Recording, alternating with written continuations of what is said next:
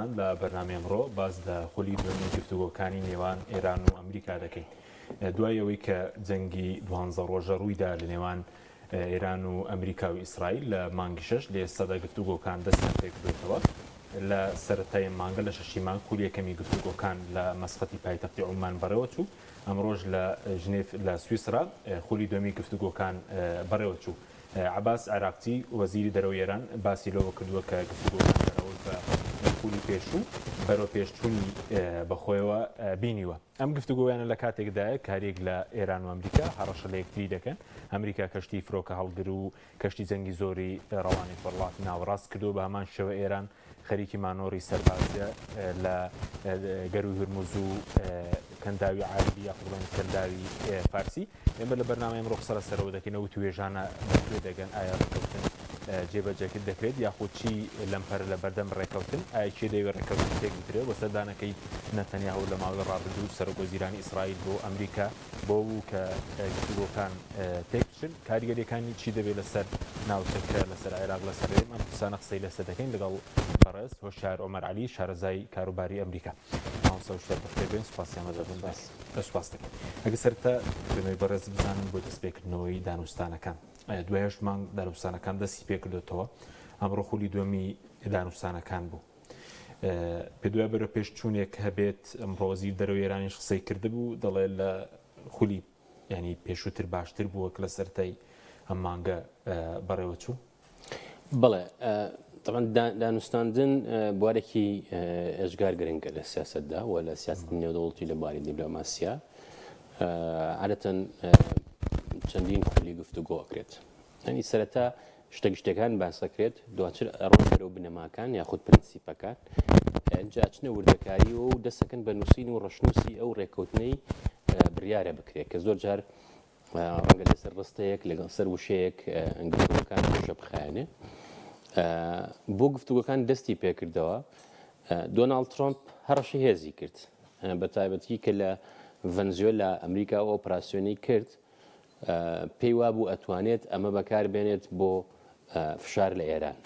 یعنی ئەوە تەنها دژی مەدورۆ نەبوو بەڵکو بۆ تەقریبەن هەموو سەرکرد و سەرۆک و سەرکردەکان بوو. بەڵام سوپای ئەمریکا فەرماندەی ناوەندی ئەمریکا لێرە لە ڕۆژهەڵاتی ناوەڕاست ڕئیسەرکانی سوپا بە ترەمپ پیاوت ئێمە ئەو هەڕەشەی توئێکی ئەو توانە سەربازیەمان نییە ئێمە لە ناوچەکە جێبەجێ بکەین. ئەوە هۆکارێک بوو. هۆکاری دووەم وڵاتانی ناوچەکە تورکیا، سعودیە، قەتەر پێم وایە ئیسرائیل و ئیماراتی لێ دەرچێ زۆربەی ئەم وڵاتانی ناوچە سەرکردە و سەرۆکەکان و ئەمیرەکانیان پەیوەندیان بە دۆناڵد ترەمپ بۆ کرد کە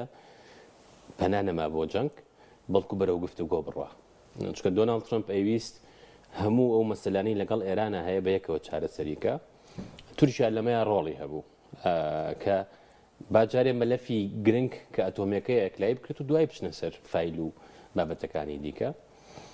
و بڕیاریش بوو لە تورکیا دەست پێ بکە و بەشێک لە وڵاتانی ناوچەکە وەکو چاودێر بەشدار بوون ئێرانەوەی ڕەت کردەوە. کە ئێرانەوەی ڕەت کردەوە ئەمریکاش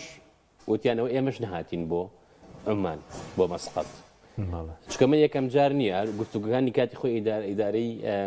ئۆباماش لەگەڵ ئێرانەکان بەنهێنی لەوێ دەستی پێ کرد چکە ئێرانەکان متمانیان بە بەشێک لە وڵاتەکان نییە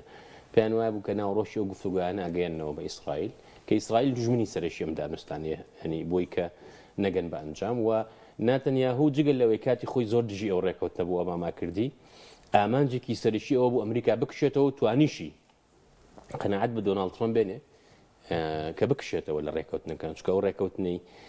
کە کرا لەگەڵ ئێرانە ئەمریکا بوو چین بوو ڕوسیا بوو بەریتانیا بوو فەڕەنسا بوو ئەڵمانیا بوو ڕێکەوتنێکی ئەجگار گرنگ بوو یعنی تەواو وڵاتانی دڵنیا کردەوە بە قسەی ئاژانسی وزەی ئەتۆمی نێودەوڵەتیش کە ئێران هیچ چالاکیەکی نییە بەرەو چەکی ئەتۆمی بڕوا. بەڵام دوایی دیسانەوە وڵاتانی ناوچەکە داوای لە دۆناڵد ترەمپ کرد کە بەردەوام بێت لە گفتوگۆکە. ئەوەی ئەمڕۆ عێراقچی ڕایگەیان ئەڵێ ئێمە لەسەر پرینسیپەکان وەکو پێم وتی چەند قۆناغێکی هەیە گەشتنەتە ڕێکەوتن وە بەرەو ڕەشنووسی ڕێکەوتنەکە چەند ڕەنگە ئەوە زیاتر کاتی بوێ. ئێرانیش بۆ گفتوگۆ ئەکاتەوە چکە ئێران لە ژێر فشار ئەیکاتەوە. یعنی پێش جەنگی 12 ڕۆژە هەم ئەمریکا هەم ئێران ئەتوانی بڵێ هەڵەیان هەبوو لە هەڵسەنگاندنی استراتیژیە لە ئێران ڕوانینێک هەبوو گفتوگۆ و دانوستانیش نەبێ جەنگ نابێ بەتایبەت کە دۆناڵد ترۆمپ بوتی 100 ڕۆژ کات هەیە لە پاڵەوەشە ئەمریکەکان پێیان وا بوو لە ڕێگەی شەڕێکی کورتەوە ئەتوانن زیان لە بەرنامە ئەتۆمیەکەی ئێران بن ینی ئێستا زۆر وازحە نەیانتوانی ئەو زیانەی لێبن و ئەو 400 کیلۆ ئێرانەمەی کە ئێران هەیەی و تا ڕێژەی 160 پیتێنراوە زۆر ئاسانەکرێ بە ساانەوەت کە چەکی ئەتۆمی پێ دروستەکرێت کەس نازانێت لە شوێنی نەیانتوانیوە ئەوەی بکەن و ئێران دەستی کردوتەوە بە دروستکردنی وێزگە و بنکە ئەتۆمیەکانی بۆیە ئێستا هەردوو لا هەنی ئەگەر بەدەست ئێران و ئەمریکا بێ ڕێکەوتن ئەنجامەدرێت بەڵام گرفتەکەی دۆناڵد ترۆمپ لە ڕووی ستراتژیەوە چەند شتێکە یەکەم زۆر کەم تەحملە ینی کاتێکی کەمی ئەوێ و تەرکیزیشی لەسەر بابەتێک کەمە ینی دوای ئەمەی ڤەنزوێلا هەڕەشەی لە سەرۆکی کۆڵۆمبیا کرد سەرۆکی کۆڵۆمبیا سەردانی ئەمریکای کرد بوون بە براتەر کەوتە وەسف و سەنای ئەزمموی کۆریای باکوورمان هەیە کە دەستی کرد بە نامەنووسین کیم جۆنگۆن بۆ دۆناڵد ترۆمپ و پڕبوو لە هەستی خۆشەویستی و ئەوانە تەنانەت دۆناڵد ترۆمپ بوو بە یەک کەپسەرە کە پێی نایە ناو خاکی کۆریای باکوورەوە بەڵام هیچی نەیە بە ئەمریکا وازی لە هیچ شتێک نەیە ناپێویستە بەرنامە و چەکە ئەتۆمیەکانی ئێران گرفتێک هەیە کە ئەم سیستەمە ڕێگە نادا ئەجینا ڕێکەوتن مەبەست بۆ نمونە گەڕ ڕابەریش نەبێ سەرۆک بێ وەزیری دەرەوە بێ لەگەڵ ئەمریکا دانیشتن و گفتوگوی ڕاستەوخۆی هەبووە لەگەڵ دۆناڵد ترۆمپ ئەکەوتە وەسف و سەنایە چکە دۆناڵد ترۆمپ وایە ینی خۆی پێی وایە هەندێک شتێکە کەس بە کەس ناکرێ بەوەکرێ ئەجا لە نیویۆرکیش گەورە بووە نیویۆرک بەناوبانگێک پێنج خێزانی مافلەکانی تیا بووە کەسێک کە شوێنێکی هەبووایان و ئەبێ پارە بەی بە زۆر نەیە پەنجەرەکەیان شکان دەرگاگەیان ئەمە ئەکل لە ئەخیرە ئاگریانە بەرە بۆ نە ڕێستۆرانتێک بووە یان مەتامی شتێک بووە دۆناڵد ترۆمپ بووە تەعامل دەکات یعنی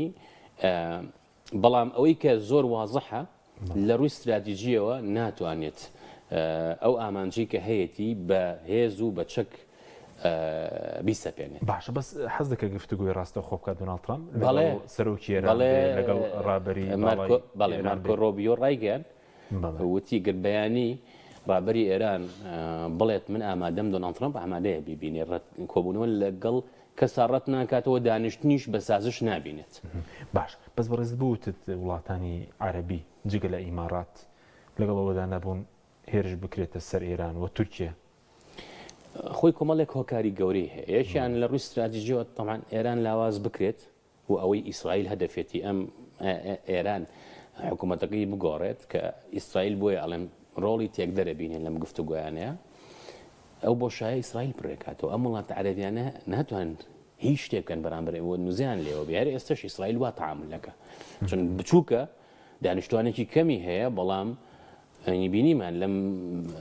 چەند ساڵی شەڕە پەلاماری هەموو وڵاتانی منتیقەکەی یاوە هەنی قەتەر هیچەوە لە کاتی گفتوگۆکەیە کە خۆی ئەمریکا ناوبژیوان بوو خۆی داوای کردووە گفتوگۆ بکرێ ویسی وەفدەکە بکوژێت بەڵام بۆ نە سووریا کە ئەسەد ڕووخا هەزار هێرشی کردوتە سەریانی لەبەرەوە چ تورکیا چ سعودیە چ قەتەر و وڵاتانی دیکە نایانەوێت ئەو بۆ شایە ئەو دروست بێت لەبەر خۆشیان نییە هیچ مەترسێکیان هەیە دوو هەم ئێران ئەڵێت من ئەگەر ببێ بە شەڕی مان و نەمان هیچ شتێک خەتی سوور نییە لای جگەل لە بنکە سەربازەکانی ئەمریکا لە ناوچەکەیەوە ئەوەی کە ئەڵێ لە هەر وڵاتێکەوە هێرشم کرێتە سەر من وەڵامە ئێمەوە سەرچاوە وزەکانی منتیقەکە ئەکەونە مەترسیەوە وڵاتێکی وەکو سعودی سەرچاوی سەرەکی وزەیە بینیمان کە لە 2019 لە ئارامکۆدرا چەند زیانێکی گەورەی بەجێهێشت دوورگەی هورموزە کە نزیکە یەک لە سەرپێنجی نەوت و وزەی جیهان بەوێدا هەڕوات کە ئێران توانای ئەوەی هەیە ینی حتا یەکێک لە هۆکارەکانی وەستاندنی شەڕ دوای 12 ڕۆژ ئەوە بوو کە دەستگاکان هەواڵگرەکانی ئەمریکا بە دۆناڵد ترۆمپ پیاوەند ئێرانەکان ئامادەکاریەکەن دوورگەی هورمز دابخەن لە ڕێگەی مین و کۆمەڵێک شتەوە کە جوڵاندویانە بۆ ئاراستەیە بۆیە زمینەکە هەیە لای هەردوو لا بۆ ڕێکەوتن بەڵام زمینە بۆ ڕێکەوتنی لەم پەرچیە مادەم هەم لەلایەن ئێران هەم لەلایەن ئەمریکاوە لەم پەرەکە چی لای ئەمریکاوە ئەگەر ئەم گفتوگویانە شکست بێنێ بە دوو سێ هۆکار شکستێنێ یەکیان هۆکاری ناوخۆیی ئەمریکا بەرەو هەڵبژاردننی کۆنگرێسە ڕوا لە مانگی 11 ئەوان پێڵن نیوەی خول مید تێرمس لە ئێستاە کۆمارەکان زۆرینەن لە ئەنجومەنی پیران و لە ئەنجومەنی نوێنەرانە دۆناڵد ترۆمپ بە ماوەی پێشووتارێکی یاوتی ئەگەر ئێمە نەیبینەوە دیموکراتەکان دیسان منێنەوە بە دادگا وەکو جاری پێش و زۆر جار سەرۆکانی ئەمریکا لە کۆنگرێزەوان کۆماریەکان بەڵێ کۆنگرێسیشان بەدەستە بۆیە دوور نییە یەکێک لە پاڵنەرەکان بۆ هەڵگیری بەتایبەتی ئەگەر بزانێت سەرکەوتوو ئەبێتایە نانی بە ماوەیەکی کەم هەدەفەکەی ئەپێشێ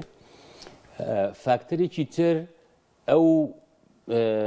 نەبوونی پشوو درێژیە لای دۆناڵد ترامپ کە جاری پێشوو 100 ڕۆژی دانا ئێستا کەس نازانێت بەس خۆی ئەڵێت نەیوتۆ بە ئاشکرا بەس ئەڵێ ئێرانەکان نەزانن ماوەکەیان چەندێکە بۆ گەیشتن بەڕێکەوتن فاکتەرێکی تر ئیسرائیلەوە لۆبی ئیسرائیلیە کە بە هیچ شێوەیەک نایانەوێ گفتوگۆ لەگەڵ ئێرانە بکرێت و ئێران ئابڵۆقەکانی لەسەردا ببرێ چونکە ئێران ئەڵێ من ئامادەم لە بەرامبەر وازهێنان لە پیتاندنی نوێنەران بۆ ئاستی بەرز و دڵنیایی دان لەوەی کە من چەکی ئەتۆم دروست ناکەم ئەبێ ئابڵۆقەکانی لەسەر لا ببرێ بەڵام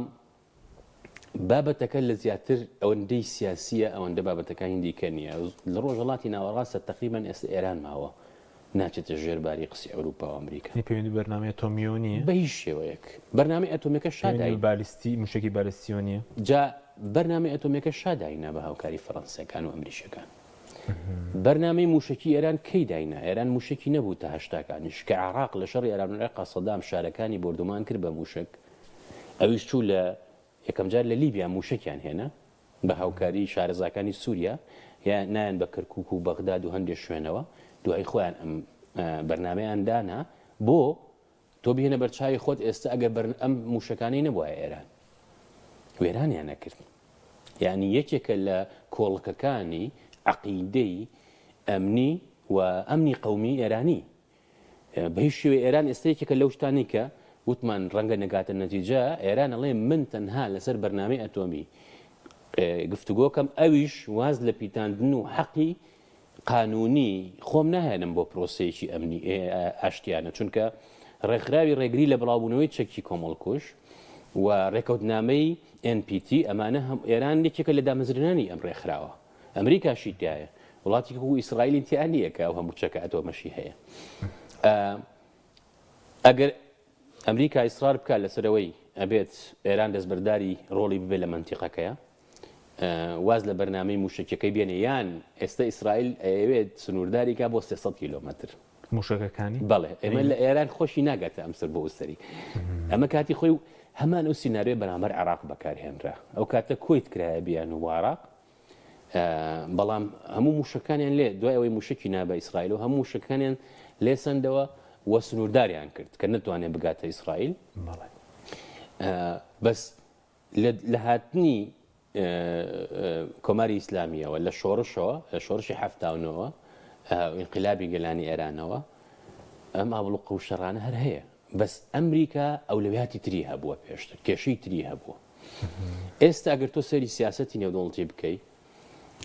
بە ئاشکرا بوو بە فرەجەمسەری یعنی ئەو تاک جەمسەری ئەمریکا لە دوای 92ەوە کە سۆڤێت ڕۆخا چی بویستایی کرد کوێی بویستایە داگیریەکرد نەماوە ئەو توانە ئابوورێشی نەماوە کە جاران هەیبوو بە تایبەتی بەرامبەر بە چین ئەوەی لە ڤەنزوێلا کرا لەژێر ناوی مخدرات و مادەی هۆشبەرا کرا بەس دۆناڵد ترامپ هەر خۆی ماوەیەک پێش ئێستا سەرۆکی پێشووی هۆندوراسی لێبوردنی بۆ دەرکرد لە سجن نبوو لە ئەمریکا 45 ساڵ حکوم درابوو لەسەر ئەوەی چەندین سەدان تەن مادەی هۆشبەر و کۆکاین و ئەمانەی هێناوەتە ناو ئەمریکاوە سوپاوینەکەی بەکارهێناوە بۆ ئەوە ئەم لێبوردنی بۆ دەرک ینی پەیوەندی بەوە نەبوو حقیقەتەکە مارکۆ ڕۆبیۆ وەزیری خارجی وتی ڤەنزوێلا یاخود مۆدۆرۆ ڤەنزوێلای کردووە شوێنی ئێران و چین و رووسیا و لە ئەمریکا عەقیدەیەکەیە پێڵەن عەقیدەی مۆنرۆ کە سەرۆشی ئەمریکا بوو ئەڵێ ئەمریکای باکوور و باشوور یاخود نیوەگۆی ڕۆژاوای زەوی ئەمە هی ئێمەیە حوشەی پشتەوەی ئێمەیە کەس بۆی نییە ڕۆڵی هەبێت یا هیچ وڵاتێک باشە چکە مەدۆرۆیان لا بردووە ئێستا کێشیان نییە لەگەڵ ئەم حکوومەتە تازەیە یعنی مەمەستەکەەوە نەبوو بڵێ خەڵکەکە ڕزگارەکەین و سیستەمەکە خراپە و ئابلوقەکانیشان لا نەبردووە ئەمەی ئێران هەمان شتە لە ڕۆژهەڵاتی ناوەڕاستە ئێرانە چکە ئەمریکا ئەم سەدەیە کێشەی لەگەڵ چین هەبێ چینی زۆر پشتی بەم ناوچەیە بەستەوە بۆ نمونە بەشێکی شەڕی چین پەیوەندیت بە ملوان لەگەڵ ئێرانەوەیە بەڵێ ئێران ئێستا ملیۆنیەک بەرمیل نەوت ئەیە بە چین چینیش ئەم ماوەیە تەکنۆلۆژیای زۆر نوێیاوە بە ئێران ڕەنگە شەڕ ببێت کە ئومێد دەکەین قەت ڕوونەیە دەربکەوێ بۆمان ئێستا دەرەکەوێت کە ئەو ماوەیەکە خۆپشاندان بوو ستارلینک شەریکەی ئەڵۆن مەسک کە سەتلایتی هێناوە ئینتەرنێتی هێناوە بۆ ئەوێ لە ڕێی موساد و سیایی ئەوانەوە براوەتە ناو ئێرانەوە توانیویانە ئەمانە ڕێگری بکەن ینی بیبڕن نتوانن بەکار بهێنرێت و ئەوانە بە تەکنۆلۆژیای رووسی بە ڕەنگە هاوکاری چینیش بە هەمان شێوە چکە ئەوان بە مەترسی ئەزانن ئەو بابەتە و ئۆڵەن مسک شانی شەریکەی نزیکیی زۆری هەیە لەگەڵ پێنتاگۆنە لەبەرەوە شەڕەکە ئەوەیە شەڕێکی سیاسیە باش ئەی ڕێگری لە بەردەم ئێران چییە بۆ نەگەر نتوانێت بگا بەڕێکەوتن یاخود بۆ ئێران ئامادەنێ گفتوگۆی ڕاستە و خۆبکە لەگەڵ ئەمریکا لە ئاستی سەرۆک بێ لە ئاستی ڕابەر بێ لەگەڵ ئەمریکا پەیوەندی بە چیوێ ڕاستی ئەو پرسیارێکە تەنها ئێرانەکان خوان ئەوانەی لە بڕیارە نەتوانن وەڵام بنەوە بۆچی دانانیشن ڕاستە و خۆیانی چکە ئەوان هەر ئەمریکا بە دوژمنی سەرەکی ئەبێنن بەڵام ئەوەی کە ڕێگر بێ لە گفتوگۆ ئێستا بڕیاری سیاسی هەیە لەلایەن ڕابەری ئێرانەوە طبعا ئێرانەکان ئەیانەوێ گفتوگۆ تاقیکەنەوە بەس خۆشیان ئامادە کردووە بۆ شەڕ بە تایبەتی تەجروبەی پێشوو تەجروبەیەکی تاڵ بۆ ئەوان چکە لە کاتی گفتوگۆیە بەڵێ ینی پێنجشەمە لێیە قرار بوو ڕۆژی دواتر لە خولێکی تری دانوستانەکان بکرێت ینی جە دۆناڵد ترەمپ یەکەم جار لەگەڵی نەبوو وتی ئەمەی تیانین کە زانی لە شەپۆلی یەکەمە ئیسرائیل هەدەفەکانی پێکاوە خۆی کردە ساحێبی بەس ئێران 24 ساعتی پێ نەچوو بە موشکی زۆر کاریگەر بە تایبەت ئەوانەی هایپەرسۆنیکن کە هیچ سیستەمێک نییە بتوانێت بە ئاسانی ڕۆبەڕووی بێتەوە زیانی گەورەی لە ئیسرائیل دا ئیسرائیل خۆی داوای وەستانی شەڕی کرد یعنی ئێران نەبوو کە بێوێ شەڕەکە بوەستێ چکە 24 ساعتی نەخایان هێرشی کرد سەر ئیسرائیل دوایش بە بەردەوامی ڕۆژ شەو بەیانی ئێوارە هێرشیە کرد و هەم بە بەردەوامیش موشەکانی بەهێسترە بوو بە تایبەتی لە یەک دوو ڕۆژی کۆتاییە جۆرێک لە موشکی بەکارێنە کە چەند کڵاوەیەکی هەیە ینی بڵاو بێتەوە بە چەندین شوێنە و ڕاگەانی ئیسرائیلی تەماشا بکردایە سەرۆکی شارەوانی حیفا و بەشێک لەو شارانەی تر هاوارە نەکرد شەڕەکە بوەستێنی چکە ئیسرائیل ویستی ئەو استراتیژی بەرامبەر بە حەزبوڵا بەکاری هێنا کە شتێکەیە پێڵێن لێدان لەسەرەوە کە فەرماندەکانی کردە ئامانج پێی وابوو سیستەمەکە ئێران هەوەستێ بەڵام ئێران وڵاتێکی ئەجگار کاریگەر ئەجگار ئاڵۆزە و پێشم وایە یەکێک لەو هۆکارانەی کە ئەم ململانیانە هەیە ئەوەیە کە دۆناڵد ترەمپ تێگەیشتنێکی زۆر سەطحی هەیە ئۆباما وا نەبوو ئۆباما لە باگراوندێکی قوڵی ئەقلانی و ڕۆشنبیری و مێژووی ئەخوێندەوە ینی پێی وابوو ئێران وڵاتێکە چەندین هزار ساڵ مێژووی هەیە ناتوانیت تۆ وا تەعاملی لەگەڵا بکەی کە وجودی نییە بەڵکو بێ لەگەڵی ڕێکەوی بهێنێتە ناو سیستەمی نێودەوڵەتیەوە بۆیە ئەگەر ڕێک لە ناو لای ئێرانەوە گرفتێک دروست بێ ئەوە ئەبێت کە ئەمریکا مەرجەکانی زیاد بکە و پێی وابێ ئێران لاوازە بەڵام ئەم ڕۆژ عێراق چی ڕایگەیان لە ڤێنناکە لە پاڵەوەی گفتوگۆکەن خۆشان ئامادەکەن بۆ بەرگریکردن بەس ئەو هەم کۆکردنەوەی هێزە بۆ چیار بۆ فشارە بۆ دانوستانەکان یاخود ئەمریکا فعلەن بە دوای شەڕێکەوەێت ئایا شەڕەکە سنووردار بێ درێژخیان بێت یاخود ئەگەر بۆی بکرێت گفتوگوۆ چکە ئێران ژمانەوەی سەربازی دەکا و ئەمریکا هێزی زۆری هێناوە زانی گرفتەکە لەوایە نەک هەر ئێرانی خۆشمان بگرە عەرەبیش بگرە تورکیش باش تەبیعەتێکمان هەیە ئێمە هەتا زەخت و هەڕەشە زیاتر بێت کە لە ڕەقترە بین یعنی ئێستا تۆ هەر لە ناو کوردی خۆمانە ئەوەندەی بە گفتوگۆ زۆرجێ ئەتوانین چارەسەریکەی بەشتیکە ناتوانین چارەسەریکەی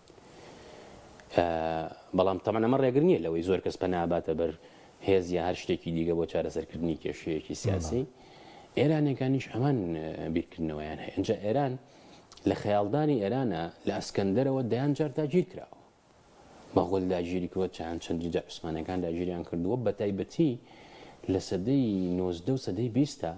لایەک رووسیا لایەک بەریتانیا دوای ئەمریکیەکان ئەمە ینی لە زاکری هەموو ئێرانیەکە هەیە لەبەرەوە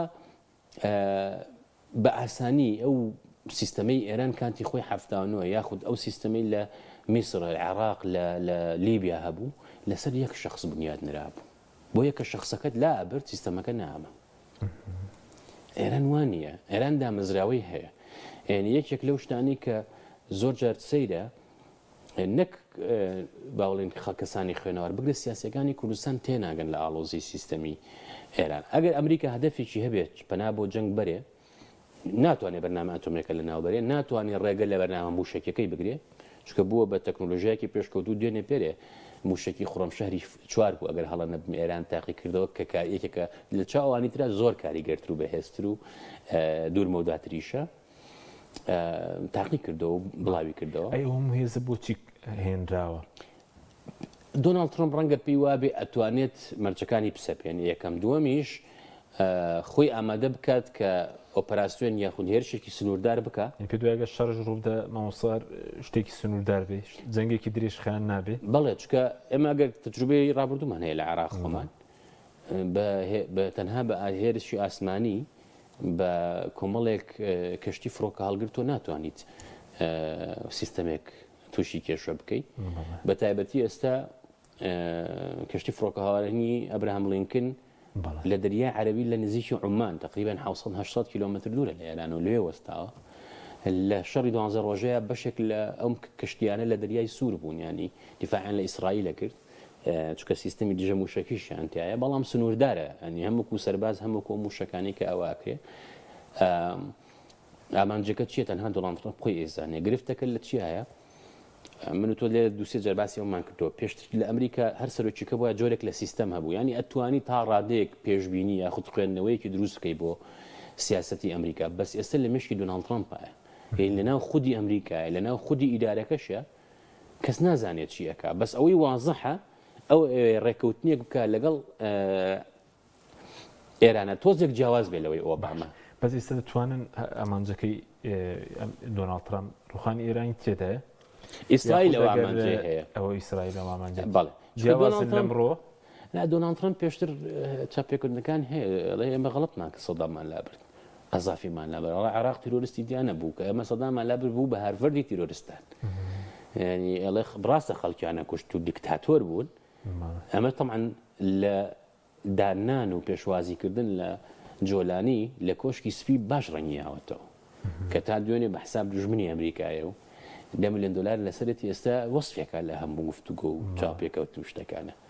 بەمانەیەکی تر ئەمریکا کێشەی لەگەڵ سیاست و ڕەفتارە هەیە زانی کە حەکیم دوای دووەم جەنگی جیهانی کە بەریتانیا و فەڕەنسا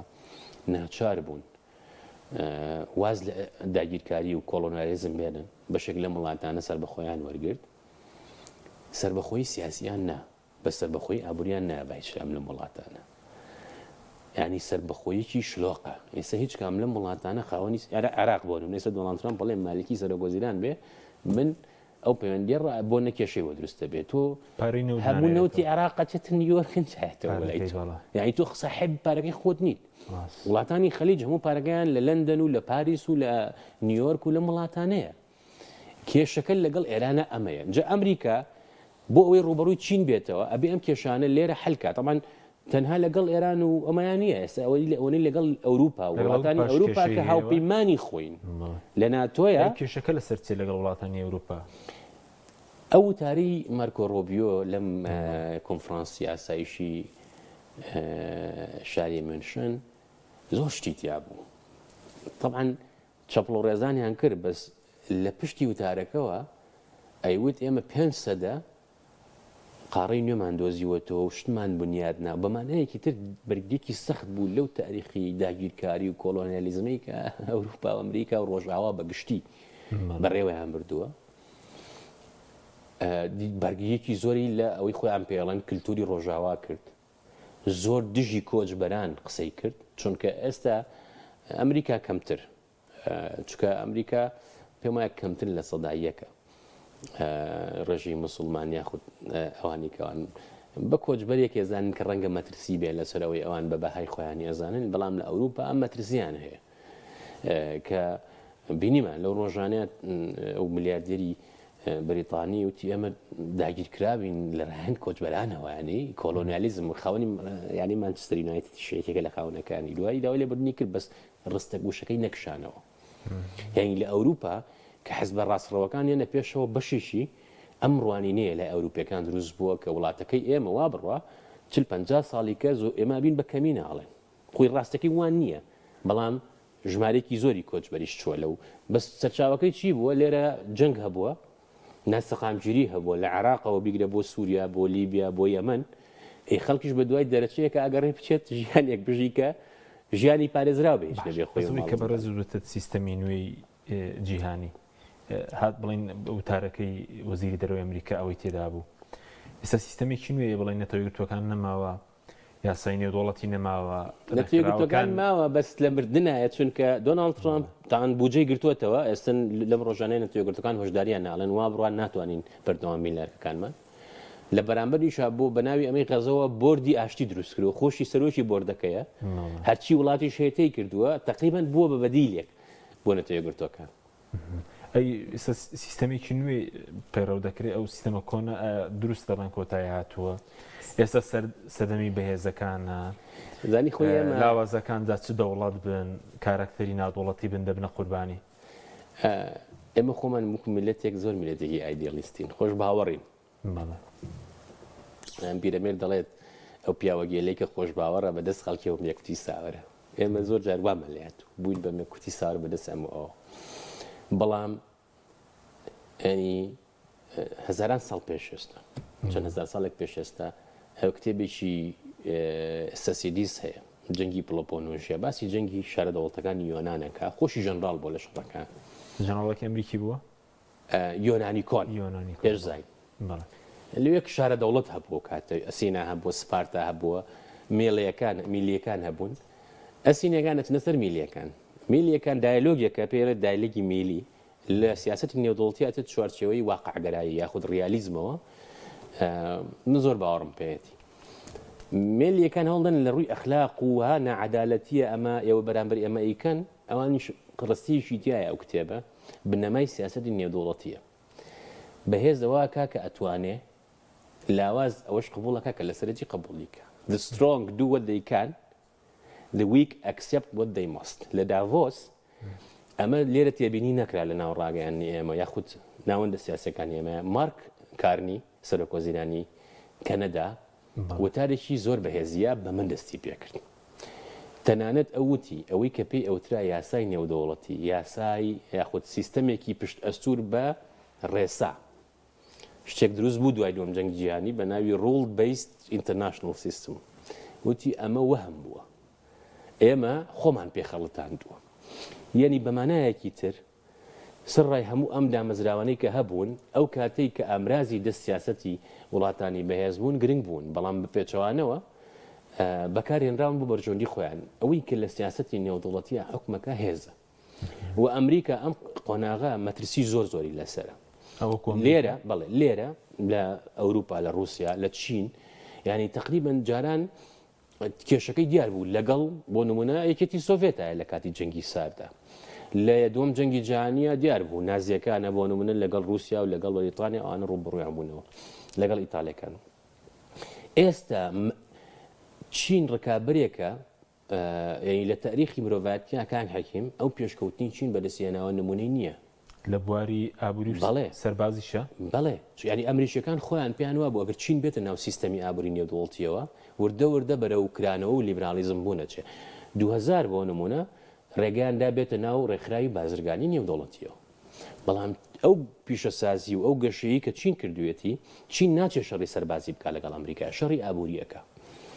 ئێستا بۆ نە بریکس هەیە ڕێکخراوی بریکس لە بەرازیل و رووسیا و هندستان و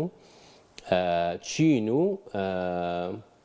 ئەفریقای باشوور دروست بووە ینی بریکس کورتکراوەی پیتی یەکەمی ئەم وڵاتانەیە ئێستا ئێران و سعودیە و هەندێک وڵاتی تریش چوونەتە ناوی ئەمە تقریبا لە چەند ساڵی داهاتووە ئەبنە 35 بۆ 40 ئابووری جیهان اینجا کە شەڕی ئۆکرانیا ڕوویە ئەمریکا لەگەڵ ئەوروپا ئابلوقێکی زۆریان بەسەر رووسیای سەپان سیستەمی چیان بەکارهێنا سویفت سیستەمی سویفت سیستەمێکی بانقی کە بەکارهێنرێ تەنانەت رووسیا 200-300 میلیارد دلاری هەیە لە بانقانی ئەمانە دەستیان بەسەراگرتوون رووسیایەکی زلهێز خاوەن چەکی ئەتۆمی 4-5 ئەمە هەموو ڕکابەرەکان و دژمنەکانی ئەمریکایی بە ئاگایانەوە بە تایبەتی چین ئێستا سیستەمی نوێیان دروست کردووە ئێستا لە دراوی خوانە تو خۆت زانیت هەموو شتێک لە دنیاە بە دۆلارەکرێت یعنی ئێمە ئێستا بۆ نە لارێمی کوردستان ئەگەر لە سووریا توریش بکڕین دۆلارن هێنین بەس لە دۆخێکی ئاساییە ئەبێت تۆ پارەی خۆت بەکاربێنی بۆیە مەترسیەکی گەورە هەیە لەسەر دۆلار ئەمە قسەی مارکۆ ڕۆبیۆیە زۆر جار کە گوێ لە مارکۆ ڕۆبیۆ ئۆگری ئەو ئەوەندەی ئەو نوێنەرایەتی سیستەمەکە لە ئەمریکا ڕنگدانەوەی هەم طموحاتەکانی ئەمریکایە هەم ترسەکانی ئەمریکای ئەوە دۆناڵد ترامپ نییە دۆناڵد ترامپ زۆر بە ڕووکەش سەیری شتەکانەکە فلان ئەنی شتێک ئێستا تەرکیزی لەسەرەتی بۆ نمونە ئەمەی گرینلاند هێنای بردی نەممەنی ئەچمە سەری بەڵام ئێستا باسێکە خۆ گرینلاندیشی نەبرد خۆ داگیریشی نەکرد بەس زەخت و شتێکی دەرونی دۆخێکی وا دروست دەکات کە تۆ تەسلیم بیت کە تەسلیم نەبووی ئێتر مەشغوڵە بێ بە شتێکی دیکەوە بەتایبەت ئێستا لە ناو هەموو ڕاگەیان و خەڵکی کوردستان ئاگیان لێنە ناو ئەمریکا ئەو فەزاحەتەی ئێبستین هەیە کاریگەری هەیە لە سەریداری زۆر چونکە کاریگەری کە چێ بڵین یەکەم جار فایلەکانیان شاردەوە وەزارەتی داد و FBI کە ئێستا بەدەست ترامپۆیە دوایی کە بڵاویان کردەوە زۆر شتی گرنگ هەبوو بڵاویان نەکردەوە دوایی ناوی بەشێک لەوانەی کە شەریک بوون لەگەڵ ئەم کارە ینی بەشێک بوون لەو تاوانە دەوڵەمەندەکان و ملیاردێرەکان ئەمانیان ڕەش کردبووە شاردە بوویانەوە بۆ نمونە ئەوە بوو چەند کۆنگرسمانێک لەوانە تۆماس مەیسیکە خۆی کۆماریە بەڵام زۆر دژی ئەم سیاسەتانەی ترامپە ڕۆشتنە وەزارەتی داد و خۆیان سەیریان کرد لەسەر کۆمپیوتەر و ئەوانە دۆناڵد ترامپ زۆرترین جار ناوی هاتووە لەم دۆکیومنتانەیە لەبەرەوە بووە بە یەکێک لە کێشە گەورەکانی ینی ئەو پشتیوانەکانی دۆناڵد ترامپ ماگایە ئەوەی میک ئەمریکا گرێت ئەگەن کراوە بە ماگاک یەکەم پیتی زۆرێکە بوون لەوانەی پشتیوانی بوون ئێستا زۆر بە گومانەوە لەوە هەڕوانن بۆچی شت ئەشارێتەوە چونکە ئەوەی کە ڕوویاوە فەزاحەتە بەتایبەتی کە ئەمە لە 2008 پێی زانراوە عقوبەیەکی سەطحیان ناوە دوای هەر بەردەوام بۆ لەم تاوانەوە هەرچی تقریبا هەرچی خەڵکی کاریگەری ئابووری و سیاسی و ئەکادمی هەیە ناوی هەیە لەم دۆسەیە و تا ئێستا هیچ کەسێک زیندانی نەکراوە جگەل لەو ئافرەتی کە لەگەڵ ئەپستین خۆیان بووە ئەوش ئێستا گواستیان تۆ زیندانێکی باشتر و هینەکەن بۆ چونکە هاتووتی هیچ بەڵگەیەک نییە دۆڵاند ترامپ قەت نەمبینیوە هیچی خراپ بکە بۆ نمونە خۆی هەموو ئەم شتانە کاریگەری هەیە لەسەری بە کورتی و پوختی ململانەکە لەگەڵ ئێرانە ململانێکی سیاسیە یعنی سیستەمێکە شای ئێران باشترین دۆستی ئەمریکا و ڕۆژاوا بوو خۆیان هێنایەنەوە 73 کە شەڕی میسر و سووریا لەگەڵ ئیسرائیل ڕووییا و لە بەرامبەر ئەوەی کە ڕۆژاوا پشگیری ئیسرائیلیان کرد وڵاتانی منتیقەکە و ئۆپیک بڕیانیاندا نەوتیان ڕاگرت و نەوت گران بوو ڕەزاشا بوو بە دوژمنی یەکەمی ئەوروپا و ئەمریکا بۆ چونکە شا طموحی بوو پەیدا بوو بەتایبەت کە بەریتانیا کشایەوە لە ناوچەکە پێیوا بوو ئێران وڵاتێکی زلهێزە دەستی خستنەوە کاروباری وڵاتەکان و ئەم بەرنامە ئەتۆمی ئێران ئەو هێنای ئەو پەیوەندیانەی کە هەیە دروستی کرد چونکە ئێران جیۆپۆلۆتیک و ڕووبەر و مێژوو ژمارەی دانیشتوان و توانەکانی وایە ئەبێ ڕۆڵی هەبێ لە ناوچەکە باشە بەس مەوسندێک خەڵگووە پێشبین دەکە شەڕێکی ماڵوێران کرد لە ناوچەکە ڕوودا کاریگەریە بێ لەسەر عێراق لەسەر لێ وڵاتانی کەندا و ڕێڕەواویەکان گەر و هرموز بڵێن دەریای سوور و ئەو ناوچەی کە ڕێڕەوی بازرگانی و ئابووریە خۆی کاریگەری زۆر زۆرە بێت بەڵێ بێگومان نەک هەر بۆ ئەم منتیقەیە بۆ کۆی جیهان چونکە ئێران جاری پێشوو زۆر دانی بەخۆی ئاگرت یعنی بۆ نمونە کە لە بنکەی ئەمریکەکانی یا لە قەتەر ئاگاداری کردنەوە چۆڵ کرا پێشتر زیانێکی گەورەی نەگەیاند ینی بۆ نمونە وەکو چی وایە وەکوەوەی ئیسرائیل یەکەم جار کە باڵۆسخانەی ئێرانی لە دیمەشق کردە ئامانج ئێرانەکان درۆنی کۆمەڵە درۆن و موشەکی کۆنیان ئاراستە ئیسرائیل کرد زۆربەی خاو بوو بە 2 سەعاتە گەشت جاری دوام تۆزێ پێشکەوتوتر بوو کە ئیسرائیل پەلاماریان ئاخرجار ئەو موشەکە بەهێزانیان بەکارهێنا کە 4-5 سیستەمی بەرگری ئیسرائیلی و ئەمریکی نەیەتوانی ڕوبەڕووی ببێتەوە لەبەرەوە ئێستا ئیسرائیلەکان بیانو ئەگرن زەنی لە عێراقا سەدام دیکتاتۆر بوو شەڕی ئێران و عێراقی کرد جینۆسایدی کوردی کرد هەر دیفاعیان لێ کرد چاوپێکەوتنێکی ئەحمەد چەلەبیەڵێن لە ئەمریکەکان پێیاوتین ئەخلاقیەن سەدام باشترە لە ئێمە بۆ ئێوە هەندێکتان چەپن و هەندێکتان ئیسلامی چاوپێکەوتنێکە باسیەکە پێش داگیرکردنی کۆیت کە ئەمانە ئەنویست پەیوەندی لەگەڵا چاکن دوایی کە کۆیتی داگیر کرد وتیان نەبێ واز لەمە بێنی سەرباز ئەوە لێ بکەی تانک نەهێڵی نێڵی بۆ ئەوەی کە نینۆک و دەستی دەمێنێ دیفاعەکە و 2023 چون گرتیان هەدەفەکە لە ئێران ئەم ئابلوقەیە چۆنی شەکە ئابلوقا سەپێنێ سەبۆ نمونە بیسێت وەزیری خەزینەی ئەمریکایە لەو ڕۆژانەیە بە ئاشکراوتی ئێمە وامان کرد کە دۆلار لە ئێران کەم بێتەوە و دراوەکان داڕوخێ و ئەمەش بوو هۆی خۆپیشاندە. مایک پۆمپۆیە کە پێشتر بەڕێوەبەری CIA و وای وەزیری خارجی بوو بۆ ترامپ سەری ساڵ پەیامێکی پیرۆزبایی سەری ساڵی بکۆ ئەڵێ پیرۆزێک یەکەم لە ئێرانەکان و ئەو ئەندامانەی موسادیش کە لەگەڵ یانە لە شقامەکان ناڕوان و ئەم هەموو چەکە ئەم هەموو سیستەمی ستارلینک و سەتلایت و هەچۆتە ناوینەوە خۆمە شتێکی نهێنی نییە ئیسا ئەمریکەکان و ئیسرائیلەکان خۆیان دانی پیانن بەس ئێمە ڕانگەیانی ئیسرائیلی ناخوێنینەوە. ئامانجەکەیان ئەوەیە کە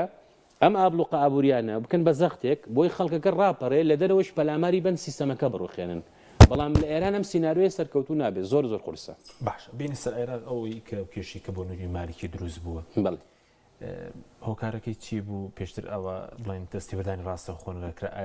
مالیکی دوایەوە چانسی دەبێت یاخود عێراق ڕوبەڕووی کێشە دەبێتەوە ئەمە پابەن لە ڕێک بەم دانوستانەوە ئەگە ئەمە تێگەشتنی متەوازەعی منە ئەمریکا و ئێران بگەنە ڕێکەوتن مالیشی ئاسانە گۆڕێ بە کاندیدێکی قبول کراوتر نەگەنە ڕێکەوتن دۆخەکە بەرەو شەڕ بڕوا مالیشی ئەمێنێتەوە ینی پێ دووە لە حاڵەتی شەڕە مالیکی بەردەوام دەوی بەڵێ چونکە ئێران ئەزانی سوودانی لە دۆخی سووریایە ئێران ڕابەری ئێران ڕایگەیاند کە ئێمە هەڵمانە لە ڕێ ئاسمان و زەویەوە یارمەتی بگەێنین بۆ سووریا نەمانتوانی داخلە لێمان لە گەرمەی ئەم شەڕەیە سەرەتای شەڕەیە کە ئەسەد ڕۆخە یەک دوو ڕۆژی سەرەتا سوودانی وتارێکی یاوتی من مەسئولم لە 45 ملیۆن هاوڵاتی عێراقی دەست ناخەمە کاروباریەوە سەدر یەکسەر بەیاننامەیەکی دەرکرد کە دەست نەخەنەوە کاروباری سووریا و بەمانایەکی تر هیچ ڕێگر نەبوون بۆی کە ئەسەد بڕون خێو جۆلانی و ئەم هەیەتی تەحریری شامە دەسەڵات بکرێتە دەست کە ئەمە سەرێشی زۆر بۆ عێراق دروستەکە لە داهاتووە بەڵام ئەوە باسی ئێستەمان نییە. ئێران نایەوێت هاوپەیمانەکانی لە ناوچەکەیە بە نەوەیەک بن وەکو سوودانی کە زانی دۆخەکە بە ئاراستەیەکی ترە بڵێ من ئەوە هیچ حەقم نییە بۆی کە ڕوەدا و لەبەرەوە پێویستی بە کەسێکی تاقی کراوەوە هەیە مالیشی ئەگەر وەکوتم دۆخەکە ئاڵۆز بێ و دانوستانەکان کۆتایی بێت بە بڕای من ناکوشێتەوە هەرچەنە سیناریۆی بەهێز ئێستا ئەوەیە ئەم دۆخە بەردەوام بێ لە عێراق ینی حکوومەت و سەرۆک وەزیران ڕەنەسپێدرێت سەرۆکۆمار هەڵنەبژێرێت و پێم وایە بەشێک لەوەی شیعەکان ئێستا ئەویان کردو بە بیان و کە کورد ڕێناکەوێ کە یەکلایی بوونەتەوە ئەن دەنگ بەکێدەن شیعە هەمویان یەکلابوونەتەوە بەڵێ زۆر وازەحە ئەوە خۆیان ڕایەگەێنن ینی باشکرا بەس ئەمەی کوردیان کردو بیان و بۆی تا سەرۆکۆمار تۆزێک کاتی هەبێ بزانین دۆخەکە بەرەو شوێچێ و پێشتریش لە عێراق ئەمە هەبووە ینی لە 2010 کە مالیکی دووبارە بووە بە سەرۆک وەزیران نزیکەی 11 مانگی خایەن تا حکوومەت پێکات سوودانیش ڕەنگە پێی خۆش بێت دۆخەکە بەمنەوە بەردەوام بێ بۆیە بە ئاسانی حکوومەت پێک نهێت لە عێراق تا ئەو کێشانە چارەسەر بەزوو کورد لەایەت بڵێن لە سووریا ڕوبەڕووی مەترسی بووەوە ئەوە بوو کە سووریاکی ئەگرتویان سەپان دەبێت هێزەکانی تێکەڵ بە حکوومەتی سووریا بکە ئەکرێمە لە عێراق ڕۆ بدەیانی شتێکی ئەواش بۆ منە فشار لە هەرێم بکرێ هێزەکانی تێکەڵ بە عێراق ڕۆ لەگەڵ مرکزیتێکی بەهێز بگەڕێت و چاوەڕوان کراوە ئەگەر حەکیم ئەو یەک دوو مانگی پێشوێ من لێرە بەرنامەیەکمان هەبوو من ئەو ڕوانی نەم نەگۆڕاوە سیستەمی کوردستان عێراق کۆتایی هاتووە ینی سیستەمێکە لە ڕووی سیاسیەوە هیچ نێرەتی خەڵک ناکە هەتا بڵێ گەندەڵە ینی ڕێکخراوی شەفافیتی نێودەوڵەتی ئێڵێت عێراق دووەم سێهەمین وڵاتە لە گەندەڵەیە لە جیهانە ئابرازەکانی چەوسانەوە و هێز و توندوتیژی و ئەوە بەکارهێنرێ ئابووریەشی زۆر زۆر شلۆقی هەیە ینی ئابووری نییە عێراق بەڕاستی زۆر جارێ ئێمە تانە دەین لە حکوومەتی خۆمان و وەزارەتی دارایی خۆمان بەس لە عێراقیشە هەمان شتە سەرچاوەیەکی هەبێ و نەبێت نەوتە ئەوە ئێستا خۆتان نەزانن ڕێژەی گومرک و باج و شتیان زیاد کردووە لەسەر هەموو شتێکە خەڵکی ئاسایی ئەگرێتەوە ینی خەڵکە دەوڵەمەندەکە ناگرێتەوە ینی لە کوردستانە حکوومەتێکی فەقیری هەیە بەس کە شتێک ڕوەدات ئیتر کۆمەڵی دەوڵەمەند یەن خۆیانەکەن بە فریشتە بە پارەی زرای ئەم وڵاتەوە من ئەوە ئەەکەم و ئەوە ئەەکەم و ئەوە یارمەتی ئەوادم بە کاگە پارەی وڵاتە خۆیەتی ئەوەی ئەم سیستەمە کۆتایی هاتووە کوردستان پێم وایە تا 2015 دەرفەتی هەبوو تا 2015 کە هەندێک شت هەیە بیکات لە گۆڕانکاری سیاسی ئابووری ئێستا یعنی زۆر بە کەمی لەم ڕۆژانەیە ئەوەی کە مندامانی سەنگەرمان بینی ینی هەموو ژیانیان ناوە موچێکی زۆر سنوورداریان هەیە لە مانگی دەوە موچیان وەرنەگرتووە هەمووشی ماڵ و مناڵیان هەیە ینی تۆ ئەچیتە بازار ئافرەتێکی بەتەمەن کە هی ئەوەیە لە ماڵەوە دانیشێ پشوو بە گەڵامەوە فرۆشێ ئەمە ئەفرۆشێ بۆ چەند هەزارێک مناڵێکی چەند ساڵان ئەلاگا فرۆشێ بۆ چەند هەزارێک پیاوێکی لە ئەمانە لە چاوی ئەم سیستەمە تەواو بوو ئەم سیستەمە نادادێکی عجیبی تایە بەڵام ئەوەی کە بڵێ مەترسی لەسەر کورد چییە مەترسی گەڕان و حکومی مرکزی هەیە لە عێراق نایەتەوە چونکە زانی بۆ سەردەمەکە جیاوازە زمینەکە ئەوەی سووریاش سەر ناکرێت ئێستا سووریا لەو ڕۆژانەیە وەزارەتی ناوخۆ من لە ڕاگەاندنی کوردیان نەمبینی کۆمەڵێک دۆکیومنتیان بڵاو کردێتەوە کە دەسەڵاتی لا مرکزی تەنانەت وەبەرهێنان و دامەزراندن و دەرکردن و کۆمەڵە شتەیە بە پارێزگاکان طبعا ئەمە بەهۆی کوردەوەیە بەڵام بەو ئاراستە ئەڕوات سیاسەتی عادەتەن کە تۆ ئەڵی مرکزی باسی ئەمریکامان کرد ئەمە ئەمریکا ویلایەتەکان دەسەڵاتی زۆریان هەیە بەڵام سیاسەتی دەرەوە سیاسەتی ئابووری سیاسەتی بەرگری مرکزیە سووریا ئەوێ ئەمە بکە و ئێستا زۆر وازحە لە بەشداری مەزلوم عەبدی لە کۆنفرانسی ئاسایشی منشن دیداری لەگەڵ مارکۆ ڕۆبیۆ هاوشانی شەیبانی لەگەڵ لینزی گرام لەگەڵ ماکرۆن زۆر وازحە ئەگەر ئەمریکیەکان نەبوونایە چکە مارکۆ ڕۆبیۆ ڕایگەیان وتی 2 جار ترەمپ پێی وتووە بۆستە هەم لەبەر زیندانەکان بۆی ئەو داعشانە ئەوە نەکەن هەمیش نابێ پەلاماری کورد پێی ئەجینا نیەتیان زۆر خراپ بوو بەرامبەر بە کوردی ڕۆژاوە بەڵێ هەنی تۆ باوکی جۆلانی ئەڵێ هەمووی عەرەبە ئەم مەنتیقەیە و ئەڵێ ئەم کوردانە هەمووی کاتی یەکەم چەنگی جیهانی هاتوون هیچیان لێرە نەبوون دەیان و هەزاران دۆکیومنتەیە کورد لە سەردەمی سەلاحەدینی بۆ لە هەموو مەنتیقانەیە بۆ لە ناوچی عەلەویەکان شاخێکەیە شاخی کوردی پێرن بارحاڵ من دووشت جیاکەمەوە کاتێکم کورد وەکو میلەت جیاکەین و لە حیزبەکان وەکو میلەت من پێم وایە هیچ نیگەرانیەک نییە بۆ ئایندەی کورد چونکە هەم خەڵک پێگەشتووە بەتایبەت لەم خۆپیشاندانانەی بینی بۆ ڕۆژاوە بینیمان ینی ڕەنگی حیزب و شتیتیان نەبوو ڕەنگێکی نیشتیمانی بوو لەبەرەوە نیگەرانیم نییە چکە کورد زۆر هۆشیارە کورد لەو بێکەسی و تاقانەی و قۆناغێکە بوو هەموو شاعرەکان ئێمەیان و بخوێنن چکە لە سەردەمێکە ئەژیای دوور بووین لە تێگەشتن لە ڕووداوەکان و لەوە بەڵام ئەوەی کە لای سیاسیەکانە زۆر بە قورسێ بینم ڕێگە و شتی خۆیان بەرەو ئیسلاح بڕۆن خراپترە بن باشتر نابن و ڕەنگە وای لێبێ لە چەند ساڵی داهاتووە ئیتر ئێمە نیگەرانی ئەوە نەبین عەرەب و فارس و تورکەمان چەوسێنێتەوە بە تەواوی نیگەرانی ئەوە بین کە لای خۆمان سیستەمێکی جۆرێک ناڵم فاشیزم بەڵام جۆرێک لە فاشیزم سەر هەڵبا لێرە لە هەرێم ئێستا باسی بە کورتی باسی ئەنجومەنی باڵای پارتە سیاسەکانیش دەکرێت لە هەرێم دروست بکرێت ئەمە گەڕانەوەی بۆ دواوە تامان چاوکردنیشە لە شیعە و لە سونە شیعە چوارچێوەی هەمانگیان هەیە خۆت دەزانی سونەش ئەنجومەنی سیاسیان دروست کردووە ئەمە بۆ قەتیسکردنی دەسەڵاتە لە دەستی حیزبە و بۆ تقریبا بێبایەخیشە بۆ نەهێشتنی کۆی ئەو دامەزراوانەیە کە بە پەرلەمانی شۆژینا لە سیستەمێکا پەرلەمان و حکوومەتە بێ دەسەڵاتی دادوەریکی ڕێک و پێکە بێ ئەنجومەنی سیاسی گاڵتە جاڕیە بەڵام ئەمە دیسانەوە پێتەڵێ دوای 30 و ئەوەندە ساڵ ئامادە نین ئەمانە گۆڕانکاری بکەن ینی ئێستا یەکێک لەو شتانی تەنها جەمیل بایک وتی ئەمریکا خیانەتی لە کورد نەکردەوە نیە هەمووی وتی خیانەت کراوە ئەمریکا لە 92 ماپارێزێ 91 بەس 92 کە حکومەت تێرێم دروست بەیانی ئەمریکا سیاسەتی ئەگۆڕێت و ئەڕوات دەبێ خۆت کە تۆ نەتوانیت میلەتەکەت لەگەڵ نەبێ بەرگە بگریت ئەمە خەتای ئەمریکای بۆ تایە لەبەرەوە کوردستان لە قۆناغێکایە ئەوەی مەترسیەکانی ناوخۆین ئەوەنە دەرەچینین و دەتوانین بڵم چەندین ساڵی شەوایە سوپاس دەکەین مامۆستا شەرومەر عەلی شارەزای سیاسەتی کەروباری ئەمریکا سوپاس دەکەین سوپاس بۆ بینەرانی بەڕێز سوپاس بۆ هاوکارانم خواتان لەگەڵ